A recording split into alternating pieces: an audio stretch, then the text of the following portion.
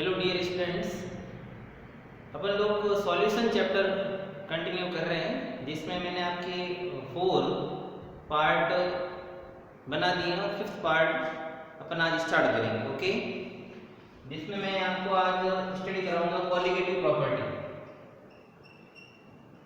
Colligative property Hindi में अपन इसको बोलते हैं अनुसंख्य गुणधर्म। अणुसंख्य गुणधर्म, अणुसंख्य गुणधर्म। सबसे इंपॉर्टेंट चीज है कि what is colligative property. Colligative property ही किसे कहते हैं? तो सॉल्यूशन के कुछ ऐसे गुण होते हैं जो सॉल्यूट के सांद्रता पर निर्भर करते हैं, मतलब विलय की सांद्रता पर निर्भर करते हैं। सम प्रॉपर्टीज ऐसी होती है जो property depend on the concentration of solute, not depend on the nature of solute. विलय की प्रकृति पर निर्भर नहीं करके विलय की सांद्रता पर निर्भर करती है। ऐसे गुणों को अपन अणुसंख्य गुणधर्म कहते हैं। कुछ प्रॉपर्टी ऐसी होती है जो depend on the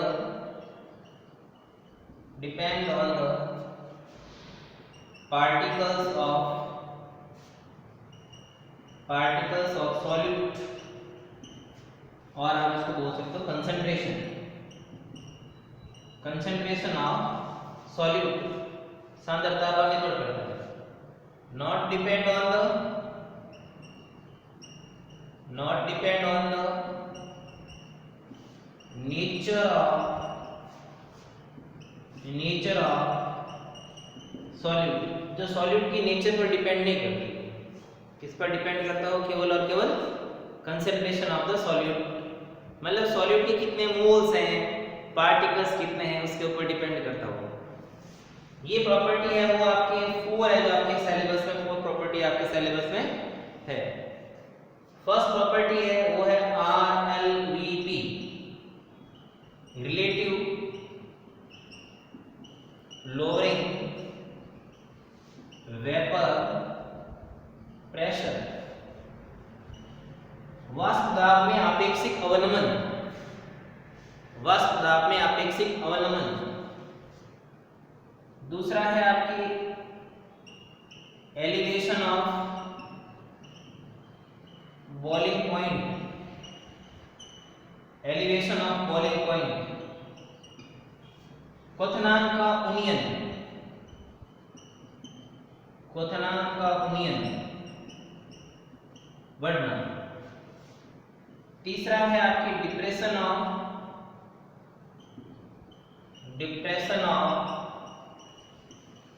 freezing point, हिमांक बिंदु का अवनमन, हिमांक बिंदु का अवनमन। और 4th पॉइंट है वो है आपके osmosis and osmotic pressure. 4th है आपके परासरण और परासरण दाब, परासरण और परासरण दाब। ये टॉपिक है जो आपके कॉलिगेटिव प्रॉपर्टी के आपके सिलेबस के अंदर है। यहां से नीट में खूब क्वेश्चन आते हैं। ये नीट और जी के लिए बहुत ही इंपॉर्टेंट टॉपिक है, इसलिए नीट के जो स्टूडेंट्स हैं वो इसको बार-बार इसको सुने और एनसीईआरटी को रीड आउट। तो फर्स्ट अपन लेंगे रिलेटिव लोअरिंग वेपर प्रेशर। वाष्प दाब में आपेक्षिक अवनमन। पहले अपन इसके कॉन्सेप्ट को समझेंगे और कॉन्सेप्ट को समझकर अपन इसको क्या करेंगे, इसके न्यूमेरिकल सॉल्यूशन वगैरह किस टाइप से आते हैं वो आपको बताएंगे, क्योंकि क्वेश्चन है वो मैं आपको डीपीपी में अवेलेबल करा देता हूं जो मेरे व्हाट्सएप नंबर पर जुड़े हुए हैं। चलो फर्स्ट प्रॉपर्टी देखते हैं आपकी RLVP, relative lowering vapour pressure. अब देखो दिमाग लगाना है। जैसे एक विलायक है, ये सॉल्वेंट है, सॉल्वेंट है तो ये प्योर ही है, इसके अंदर कुछ इंप्योरिटी डाली हुई नहीं, मतलब सॉल्यूट तो डाला हुआ नहीं है। उस समय इसका मान लो जो वेपर प्रेशर था वो पी नॉट था, बराबर। जब आप इसको विलियन में कन्वर्ट करते हो, मतलब सॉल्यूशन बनाते हो, तो सॉल्यूशन बनाओगे जिसके अंदर आप क्या डालोगे, विलय, सॉल्यूट डालोगे कि डालोगे, हाँ सर डालेंगे। ये सॉल्यूट ठोस है और ये नॉन वोलेटाइल सॉलिड है, नॉन वोलेटाइल सॉलिड, जिसको अपन बोलते हैं अवाष्पशील ठोस, अवाष्पशील ठोस। अब आपको दिमाग लगाओ, देखो जैसे ये एक प्योर सॉल्वेंट था और ये आपके सॉल्यूशन था, बराबर, तो प्योर है, और ये इम्प्योर है, इम्प्योर मीन्स का सॉल्यूशन है। अब इसके अंदर सॉल्यूट के पार्टिकल डालेंगे ना, तो प्योर सॉल्वेंट में तो ऊपर की जो सतह होती है वो केवल और केवल किसके पार्टिकल्स की बनी होती है, सॉल्वेंट के पार्टिकल्स से बनी होती है। लेकिन इसमें कुछ पार्टिकल किसके आ जाते हैं, सॉल्यूट के कुछ पार्टिकल आ जाते हैं। वो सॉल्यूट के कुछ पार्टिकल होते हैं, वो सॉल्वेंट के पार्टिकल के साथ अटैच हो जाने की वजह से उसका जो वेपराइजेशन जो पावर होता है, मतलब वाष्पशीलता का पावर, ये वाष्पशीलता की जो क्षमता होती है सॉल्वेंट की, वो क्या हो जाती है बेटा, कम हो जाती है। किसकी क्षमता कम हो जाती है, आप इससे इसमें जाओगे तो अवाष्पशील अशुद्धियां मिलाने के कारण वाष्पशीलता क्या हो जाएगी, कम, वॉलेटिलिटी क्या हो जाएगी, कम, और वॉलेटिलिटी कम हो जाएगी तो आप सोचो वेपर प्रेशर भी क्या हो जाएगा, कम। वेपर प्रेशर क्या हो गया, कम। इस वेपर प्रेशर का कम होना क्या कहलाया, मतलब लोअरिंग ऑफ वेपर प्रेशर, इसका मतलब वाष्प दाब का अवनमन। अब ये वाष्प दाब पहले की तुलना में वाष्प दाब कितना कम हुआ है, वो ही इसका क्या कहलाता है, रिलेटिव लोअरिंग वेपर प्रेशर कहलाता है।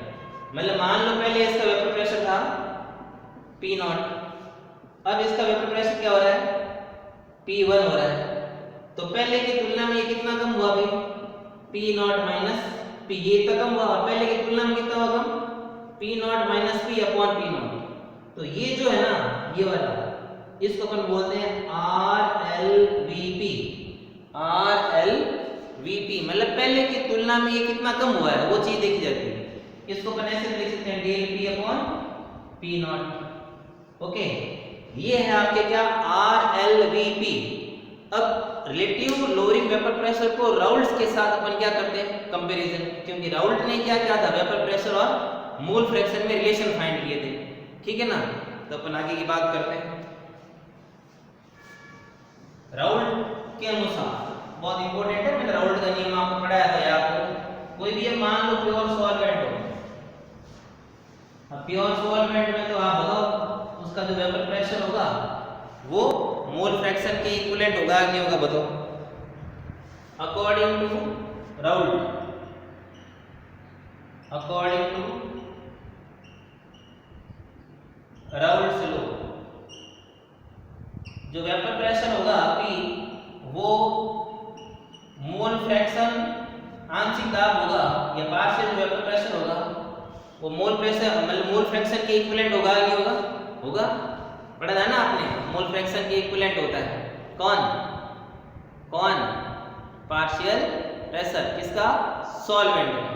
मेरी बात समझ में आ गई नहीं आ गई, बराबर, शायद इसमें आपको कोई डाउट नहीं होना चाहिए। अब मान लो कि इस सॉल्यूशन के अंदर आपने क्या मिला दिया, कोई नॉन वोलेटाइल सॉल्वेंट मिला दिया।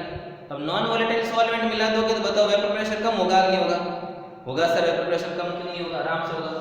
तो del P is equal to क्या हो जाएगा, P नॉट माइनस P1, मतलब जो जितना कम हुआ हो। अब देखो P1 की वैल्यू कितनी कम होगी, P1 is equal to P not minus x, x is equal to क्या है, मोल फ्रैक्शन, क्या है बेटा, मोल फ्रैक्शन, क्या है, मोल फ्रैक्शन, बराबर। किसके मोल फ्रैक्शन है भाई, सबसे इंपॉर्टेंट चीज तो ये होगी, सॉल्यूट नहीं है, सॉल्वेंट है यहाँ। तो ये क्या हो गया, P नॉट हुआ नहीं हुआ, इसमें मैंने P नॉट ले लिया कॉमन, तो ये क्या हो गया 1 माइनस x,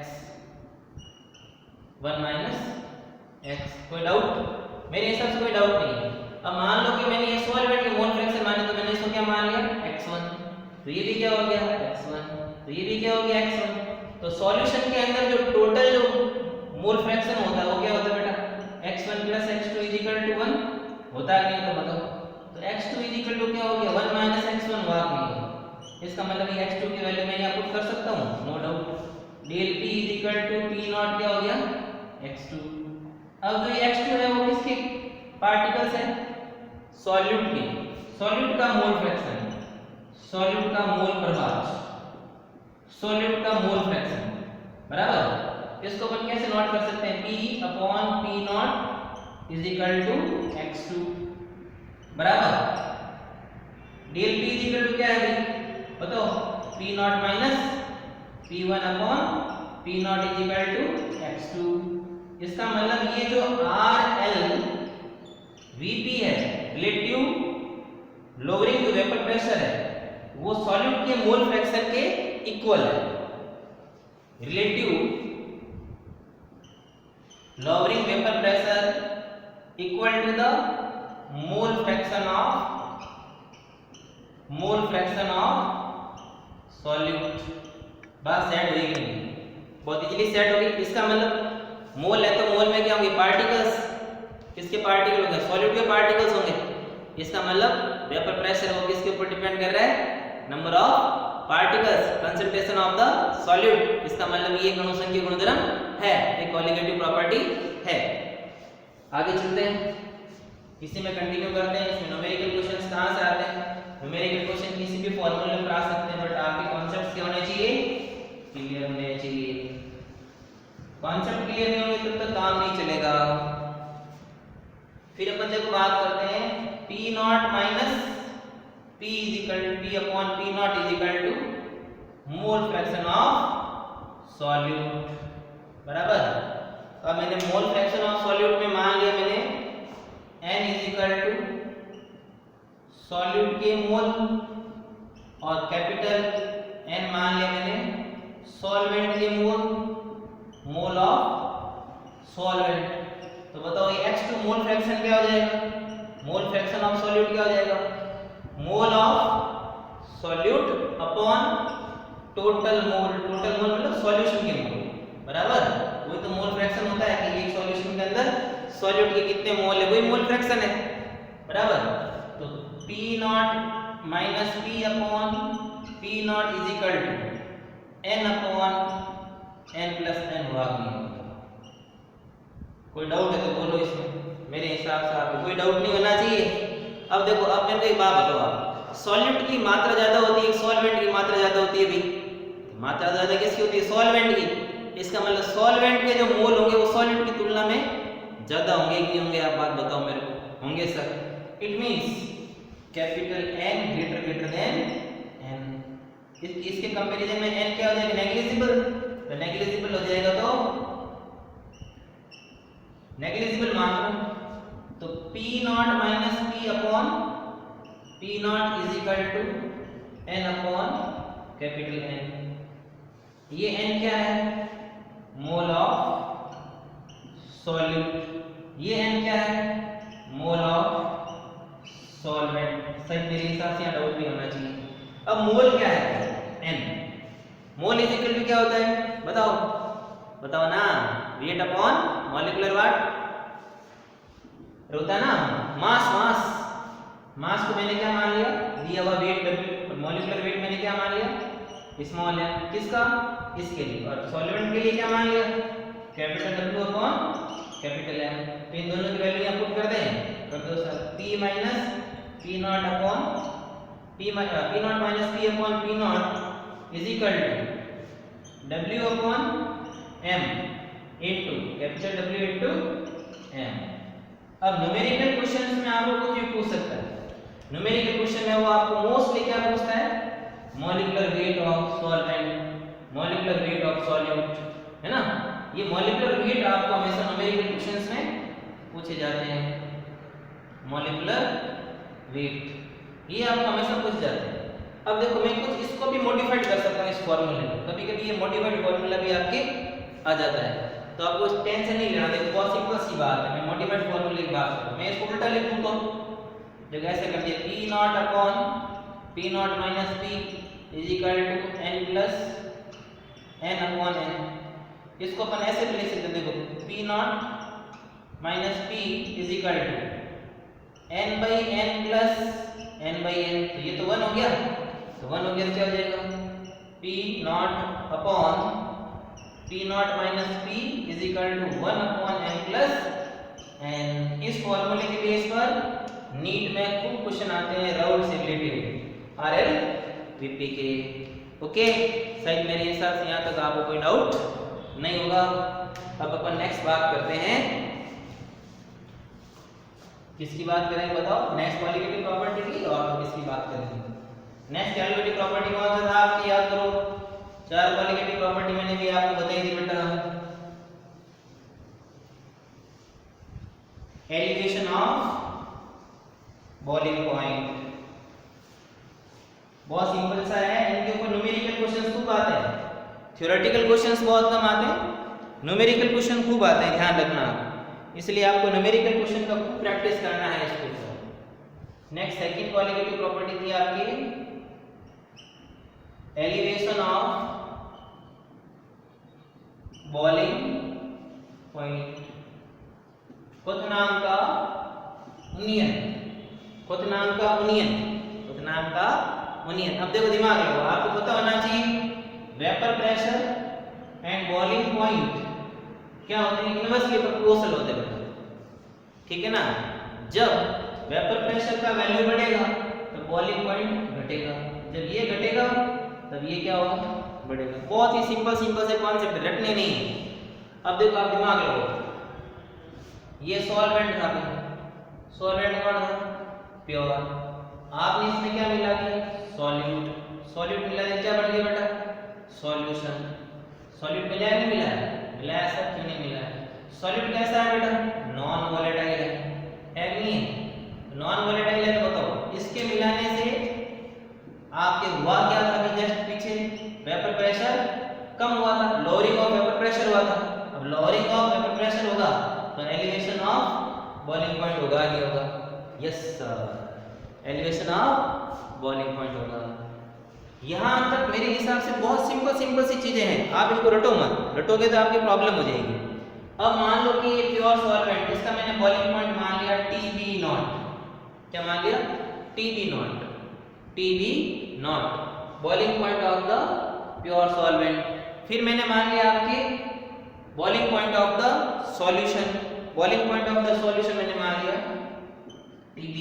अब मेरे को बताओ इधर से इधर ये तो बॉइलिंग पॉइंट बड़ा नहीं बड़ा, बड़ा तो ज्यादा कौन है, TB greater than TB naught. इन दोनों का जो डिफरेंस होता है, मतलब del TB is equal to क्या हो जाएगा, TB माइनस TB नॉट, बराबर। यहीं से क्वेश्चन आते हैं, बहुत बार क्वेश्चन यहाँ से पूछते हैं आपको। अब ये बात डिपेंड करती है कि जो आपके सिंपली जो डिफरेंस ऑफ बॉइलिंग पॉइंट है या एलिवेशन ऑफ बॉइलिंग पॉइंट है वो मोलरिटी पर डिपेंड करता है या मोलिलिटी पर डिपेंड करता है, ये आप आराम से बैठ के सोचना। क्योंकि जो डिफरेंस ऑफ बॉइलिंग पॉइंट है वो मोलिलिटी के डायरेक्टली प्रोपोर्शनल होता है। किसके डायरेक्टली प्रोपोर्शनल होता है, मोलिलिटी के। मैं ध्यान से बोल रहा हूं, मैं क्या बोल रहा हूं, मोललता के, मोललता के डायरेक्टली प्रोपोर्शनल होता है, मोलिलिटी के डायरेक्टली प्रोपोर्शनल होता है, ना कि मोलिलिटी के। ये क्वेश्चन है एनसीईआरटी है या टीचर्स हैं या जो साइंटिफिक कॉन्सेप्ट्स हैं उन्होंने हमेशा मोलिलिटी के ही directly proportional difference of boiling point को क्यों बताया, ये आपको क्वेश्चन बैठ के घर पे सोचना है कि मोलिलिटी ही क्यों बताया, मोलिलिटी क्यों नहीं बताया। मोलिलिटी भी तो हो सकता था ना, मोलिलिटी को गलत क्यों बताता है, ध्यान रखना। ये आपके लिए क्वेश्चन है, मेरे लिए नहीं, आपके लिए। इसका कोई भी आपको आंसर देना हो तो मेरे व्हाट्सएप नंबर पर दे सकते हैं आप, ओके।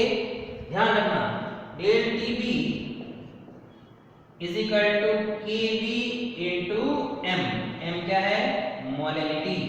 M क्या है, मोलिलिटी। मोलिलिटी क्या होती है बताओ, मोलिलिटी क्या होती है, मोल पर किलोग्राम, मोल पर किलोग्राम, मतलब कितने मोल 1 किलोग्राम सॉल्वेंट में डाले गए हैं वही क्या है, मोलैलिटी है, बराबर। ये जो Kb है इसको अपन बोलते हैं क्वथनांक, उन्नयन स्थिरांक या मोलर उन्नयन स्थिरांक, ठीक है। क्वथनांक, उन्नयन स्थिरांक, ये अपन इसको बोलते हैं मोलर उन्नयन स्थिरांक। इंग्लिश में इसको बोलते हैं इबुलोस्कोपिक कांस्टेंट, इबुलोस्कोपिक कांस्टेंट। अब देखो आप दिमाग लगाओ कि भाई इसकी यूनिट निकालनी है तो कैसे निकालेंगे। तो देखो Kb क्या हो गया भाई, डेल Tb अपॉन m, ये तो क्या हो गया केल्विन, और ये क्या है मोल पर किलोग्राम, तो किलोग्राम ऊपर चला गया, और ये क्या हो गया पर मोल, केल्विन किलोग्राम पर मोल, केल्विन किलोग्राम पर मोल। यहाँ से खूब क्वेश्चन आते हैं, तो आपको यहाँ पर जब तक मोलैलिटी फाइंड आउट करनी नहीं आएगी तब तक आपसे इसकी क्वेश्चंस नहीं होने वाले हैं, ध्यान रखना। ओके, कॉन्सेप्ट आपने सीख लिया, कॉन्सेप्ट सीखने से क्या होगा, प्रैक्टिस करना पड़ेगा। चलो प्रैक्टिस की बात कर लेते हैं, क्वेश्चंस आगे कैसे सॉल्व होंगे। क्वेश्चन क्या पूछे जाएंगे, del Tb is equal to Kb into m। तो डेल Tb क्या है, Tb minus Tb naught is equal to Kb into m। m क्या है बेटा, मोलैलिटी, m क्या है, मोलैलिटी। तो मोलैलिटी इज इक्वल टू क्या होता है, mole of solute upon, mole of solute upon weight in kilogram, किसका, सॉल्वेंट, बराबर। मैंने मोल क्या मान लिए n, ओके, वेट मैंने क्या मान लिया w, किसमें, किलोग्राम में। अब किलोग्राम में नहीं लेकिन मैं तो ग्राम में लिखूं तो 1000 से मल्टीप्लाई कर देना। मोल क्या होता है, मास अपॉन मॉलिक्यूलर वेट, ठीक है। अब मास मैंने लिया स्मॉल w और मॉलिक्यूलर वेट मैंने लिया ये लो small w, sorry small m, और ये क्या हो गया w और ऊपर हो गया 1000। ओके, ये हो गया आपकी मोलैलिटी। इसको आप कैपिटल M लिख दो तो कोई प्रॉब्लम नहीं है, कुछ भी लिख सकते हो। इसकी वैल्यू को आप पुट कर दो, इसके अंदर पुट कर दो, तो Tb minus Tb naught is equal to क्या हो गया, Kb into W upon M, capital W into 1000। इस फॉर्मूले के बेस पर नीट में बहुत बार क्वेश्चन आते रहते हैं। क्वेश्चन क्या पूछते हैं आपके, ज्यादातर ये मॉलिक्यूलर वेट